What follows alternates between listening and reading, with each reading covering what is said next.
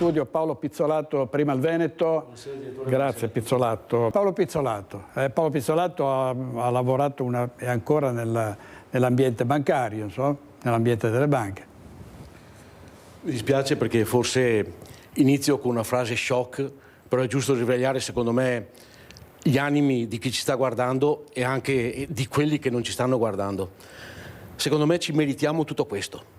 Ci meritiamo tutto questo perché questo paese merita quello che sta accadendo. Circa 2 mesi fa ero suo ospite direttore e mi ricordo che al posto mio, in questo posto qui, era seduto, non ricordo il nome di chi era il politico, che diceva costantemente e continuamente, attaccando briga con tutti gli altri partecipanti alla serata, che i 250.000 uomini delle forze dell'ordine che noi avevamo in Italia bastavano, erano superiori a tutti gli altri paesi europei. Questa sera si è dimostrato ampiamente che le forze dell'ordine non ce la fanno a sovrastare un numero di persone che commettono reati che sono nettamente superiore, certe volte anche 10 volte superiore a quello che sono le forze dell'ordine. Insisteva con il discorso che i reati sono diminuiti e oggi l'Istat ha pubblicato un aumento del 46% dei reati, soprattutto con armi bianche, soprattutto da parte di baby gang e di ragazzini. Abbiamo visto in questi giorni cosa succede, per cui questo continuava a insistere che i reati in Italia sono diminuiti.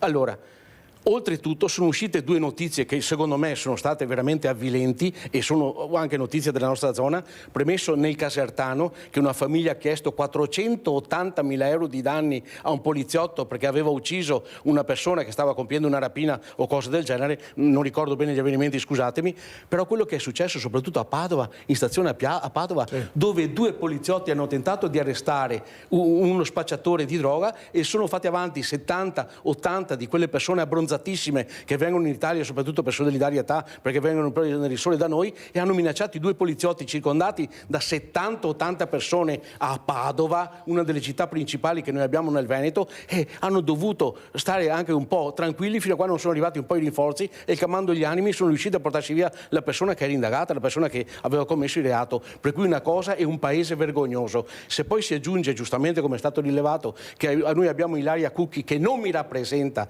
che va in televisione e che vuole difendere una persona col coltello in mano che poteva giustamente uccidere il poliziotto, che viaggia a 1.400-1.600 con straordinario di stipendio, che non so neanche chi glielo faccia fare certe volte certe cose. Io dico che questo paese merita tutto quello che sta accadendo. Allora, diciamoci bene come stanno le cose.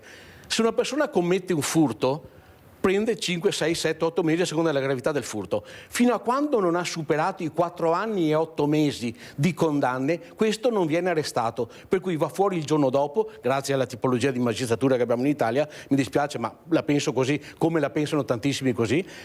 E soprattutto fai in maniera che quella persona te la ritrovi di fronte, te la ritrovi di nuovo, una cosa assolutamente inconcepibile in uno Stato dove si parla di democrazia e di difendere la popolazione. La popolazione è assolutamente indifesa. Perché? Oggi è stata fatta una battuta di spirito durante un telegiornale, ho sentito una persona che ha detto: a livello giuridico in questo momento in Italia conviene essere un immigrato anziché un italiano, perché se succede qualcosa lui è tutelato, l'italiano no. Perché?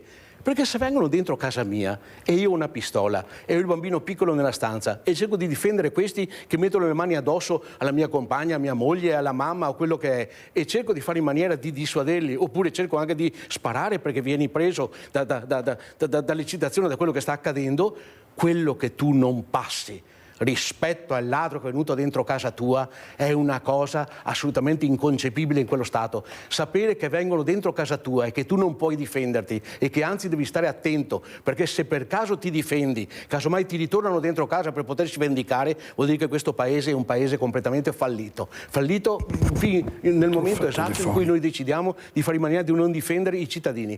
Non vanno difesi solamente con le forze dell'ordine, i cittadini devono difendersi, ma soprattutto non devono soccombere di fronte alla magistratura nel momento esatto in cui vogliono difendersi. Secondo me una persona che vuole difendersi ha tutto il diritto di poterlo fare dentro casa sua. Cioè non capisco perché si parla tanto di democrazia, si vogliono costruire prigioni in Albania o cose di questo genere e non si possa parlare in maniera da poter tutelare la gente, perché è una cosa che, ripeto, che secondo me è vergognosa in questo paese, e forse per questo queste persone che fanno questi reati dicono che sanno perfettamente come è l'Italia e ci meritiamo tutto questo, perché nessuno è mai sceso in piazza per queste cose qui.